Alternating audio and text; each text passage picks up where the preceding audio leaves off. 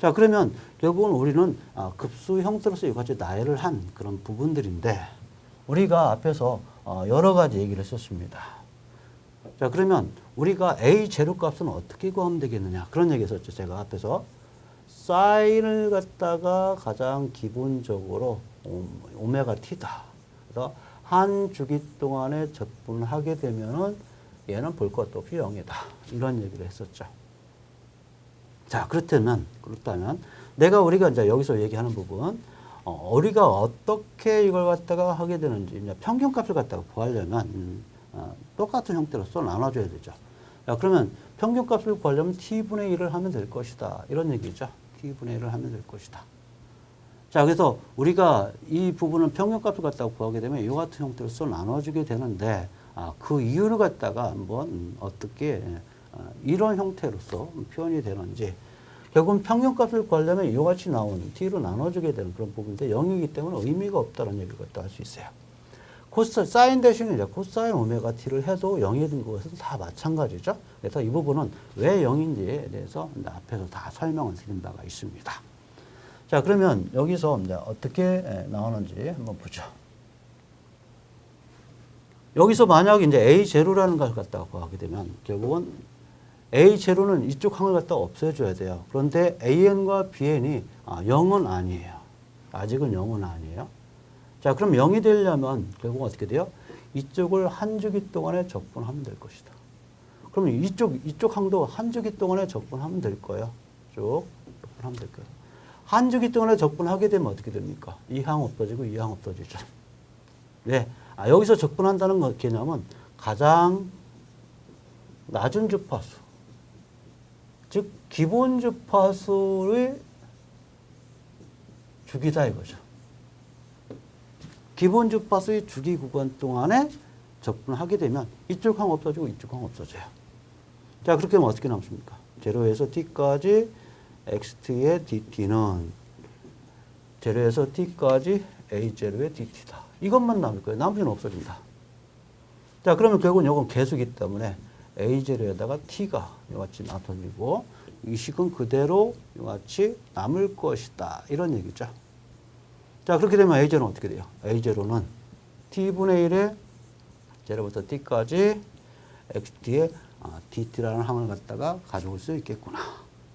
자, 이렇게 해요. 그래서 가장 기본적인 것은 본래의 식을 통해서 내가 a0가 어떤 값인지를 갖다가 얻어낼 수 있어야 된다라고 생각하시면 돼요. 자, 0에서 t까지니까 이 구간을 갖다가 마이너스 2분의 1t에서 2분의 1t까지 플러스 2분의 1t까지 구간을 갖다가 이렇게 바꿔도 되죠. 어차피 한 주기 구간이기 때문에. 자, 이거 같이 해서. 그래서 t분의 1이 나온 이유는 바로 이쪽 항 때문에 그렇죠. 한 주기 동안에 적분을 했는데 a0는 시간에 대한 함수가 아니라 일정한 값이기 때문에 그냥 t를 곱해주는 그런 형태가 나타나게 되고요. 자, 그렇게 해서 결국은 이 부분이 다음과 같은 식을 얻을 수 있었다라고 생각하시면 되죠. 자, 이와 같은 때 그러면 지금 현재 이제 개념을 어느 정도 설명을 드렸기 때문에 지금부터 푸리에 급수에 대한 부분을 갖다가 좀 설명을 좀 드릴 겁니다. 제가 앞에 이같이 참고라고 써져 있는 부분은 이제 교재 내용이 없고 제가 여러분들을 갖다가 조금 더 이해 편하게 하기 위해서 추가한 그런 내용이라고 생각하시면 돼요. 그렇기 때문에 이 부분을 갖다가 개념적으로 잘 이해를 좀 해주시면 되겠다라는 부분들입니다. 자, 먼저 여기서 여러분들이 좀 알아두실 부분은 바로 이 부분을 갖다가 나열을 했다라고 생각하시면 돼요. 그러면 n이 1부터 무한대까지 이제 하게 되는데 1일 때는 바로 여기다가 1 있고 여기다 1 이렇게 되면 이와 같이 기본항이 나왔더라고요. 기본항. 그래서 이 부분이 바로 기본 주파수다라고 생각하시면 돼요. 자, 그 다음에 이건 제2고 주파항이죠. 그 다음에 3고 주파항, 4고 주파항 계속 나가게 돼요. 어디까지 나가게 돼요? 무한대까지 나가게 돼요. 자, 그럼 이거 갖다가요, 오메가를 갖다가 주파수로 분리를 시켜서 이같이 나타나게 된 부분이죠. 그래서 이 F0. 자, 기본 주파수가 F0입니다. 여기는 2배 F0. 자, 2배가 이같이 나왔죠. 2배 F0. 자, 이 부분은 똑같이 2배 F0. 자, 그 다음에 이 부분은 이제 이같이 해서 3배 F0가 이같이 나열되고 무한대까지 나타나게 된다. 그럼 여기서 이제 여러분들 11고 주파를 구하라고 한다면 n 이퀄 11을 갖다가 적용하면 되는 거예요. 그래서 여기에다가 n 이퀄 갖다가 10을 갖다가 하게 되면 개수값이 바로 나올 거예요. 그래서 여기다 11이분은 홀수인이기 때문에 마이너스 나와서 플러스 2가 되니까 여기다 계산한 값이 얼마인지 또 확인할 수 있는 그런 부분이죠. 자, 이렇게 해서 결국은 몇 차 고집하다라는 것은 결국은 n값만 바꿔주면 된다. 이런 얘기가 돼요. n값만 바꿔주면 된다. 이와 같이 나열하는 것을 우리는 풀이 급수다라고 얘기를 좀 하고 있죠. 그래서 신호의 파형을 봤을 때 펄셀에 관련된 부분하고 또 여러 가지 이제 얘기를 하게 되는데 일단은 여러분들 여기서 중요한 것은 일단은 이와 같은 급수를 서메이션 형태로서 표현됐는데 이거 갖다가 나열을 하게 되면 이와 같이 길게 나열할 수가 있다라는 거죠. 자, 그래서 여기에 나타나고 있는 이 항을 갖다가 왜 이렇게 썼느냐 이 얘기를 갖다가 다시 한번 설명해 드리면 이런 얘기를 갖다 할 수 있죠.